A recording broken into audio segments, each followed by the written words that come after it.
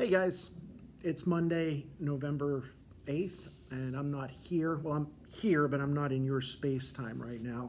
What I'd like you guys to do, you got Mr. Yarnovich covering today, so absent me, there's a pretty run-of-the-mill investigative task on smoking. There's a rubric on the back. It's about cigarette consumption and mortality. Follow the rubric. Make sure you've dotted all your I's and crossed all your T's. That'll be due on Thursday, investigative task. Make sure you have something to hand in by then.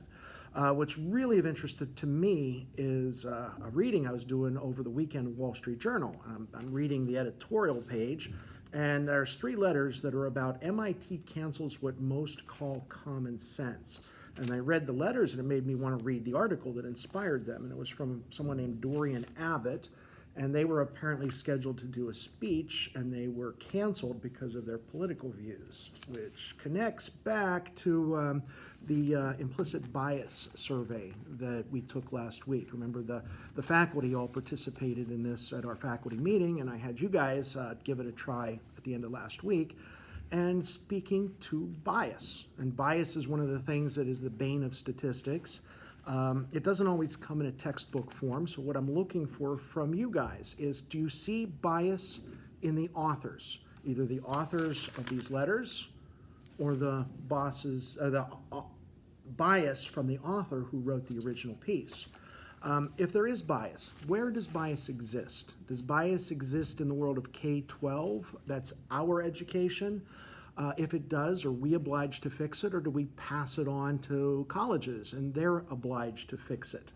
A term I'd like you to find in one of the rebuttal articles, Professor Larson refers to something called affirmative traction. I think that's really clever.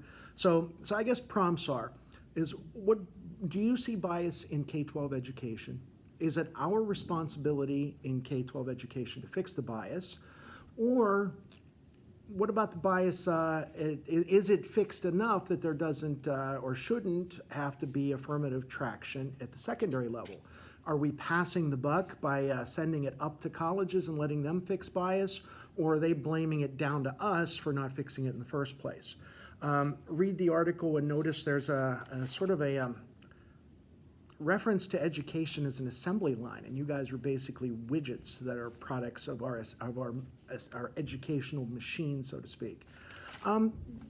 Discuss as you guys feel comfortable. As much as Kevin wants to lead you guys with that, I'll leave that open. Otherwise, be ready to at least talk about it fluently with me tomorrow. Again, you guys will get the rebuttal or commentary letters and the original article. They'll be in one packet, and you'll also have the investigative task. All right, I will be out today, and I look forward to seeing you guys again tomorrow. All right, be well.